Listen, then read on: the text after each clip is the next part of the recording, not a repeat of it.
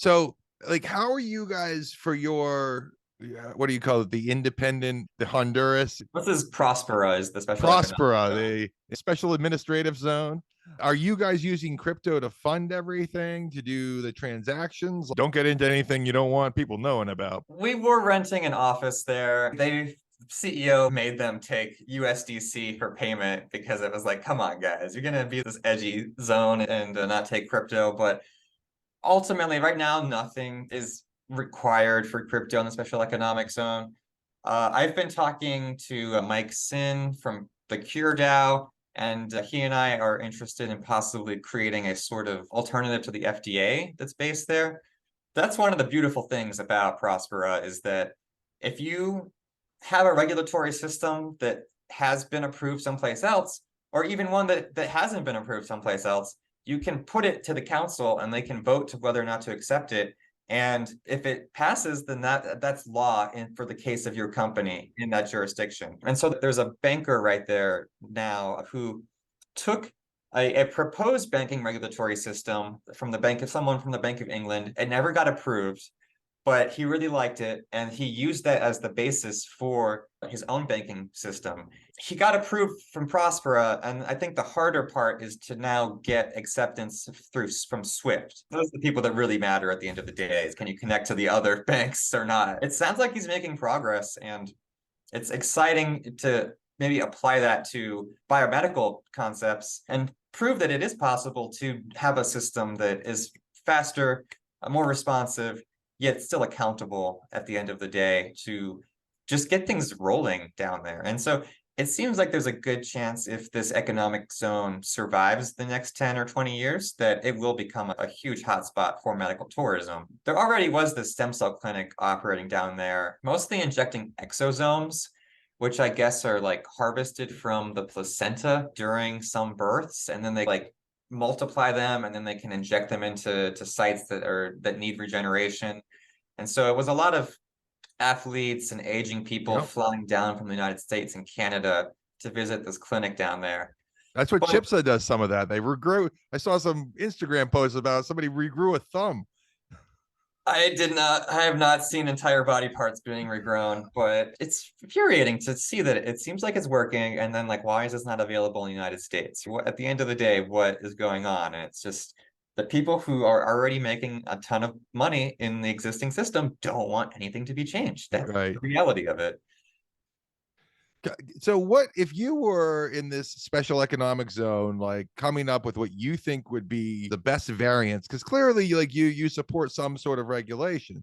You support that there needs to be somebody who's saying people aren't going to be injected with, if you're getting injected with paint thinner, right? It's going out after you. What do you think what are the differences that you would like to see happen in this small scale incubation area?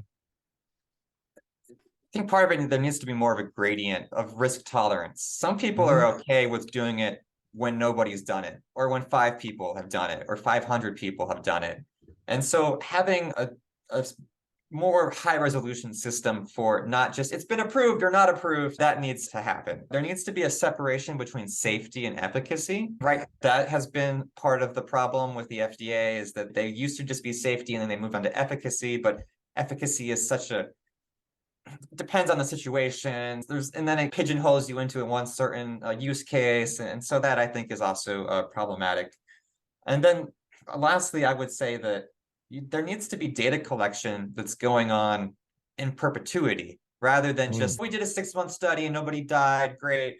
But maybe there's side effects 10 years down the road when you're doing this for a decade long. And right now, nobody knows those are happening. Nobody wants to know that they're happening because it's not Yeah. profitable. So what's the situation? Optimistic that as the Web3 ecosystem matures, that we'll be able to have a more transparent reporting system where you will have people who are verified recipients, whether they're test subjects or consumers, it doesn't matter. What's important is that you know that they actually received the treatment, you know that they're not a sock puppet, and then over time, they can submit their data about their health, their outcomes, and then people can make informed decisions, or more realistically, people's algorithms, their bots can make decisions for them about whether or not this is safe or trustworthy and worth pursuing. Gotcha. So a little bit more of an expectation, like more risk tolerance to allow people to say, yeah, let's go. I'm adventurous. And a more of a long-term look into the data sets that are being collected is what you're aiming at. Yeah, I think this is one of the places where decentralized science is going to shine, is just being able to aggregate health data for across many different conditions, many different people, many decades in a way that is just not possible in the double-blind, randomized placebo study. Like that paradigm was useful to a degree, Yeah. but it's aging and it needs to be updated. And so, like for instance, this last experiment that I was it's still in the process of this follistatin. We've done 25 people or so, and I was just taken away by the conversations I overheard, like in the car to the clinic, because these are all people who are like longevity and health like experts. Like they're at the Mhm. top. They're spending sometimes hundreds of thousands of dollars on treatments, and just having them compare notes about what they liked and what was working and whatnot was like very informative. But from a 20th century scientist perspective, that's fucking awful because these people like are so hard to like. How do you know which of those work? To live to Mhm. be 130 and you did 20 different treatments, which of them did it, right? There's no answer to that. There's longevity does not fit into the existing model. And so there has to be some way of moving past that that aggregates all of these different studies, and then you can use the correct algorithms to reverse engineer and see which of those actually were the most effective, especially, and which of those combined perhaps were the most effective. And then we And can that's a have an very idea. complicated problem, I imagine. That seems combinatorial nightmare right there in Yes, terms of they're figuring out way the above my pay grade. biostatisticians have their work cut out for them, but the first step is just getting all the data together and monetizing it in a way that there's a reason to be not just producing data, but producing quality data. And so I'm optimistic. What I really want to work on eventually is a cooperative that you have the chance to put your data in.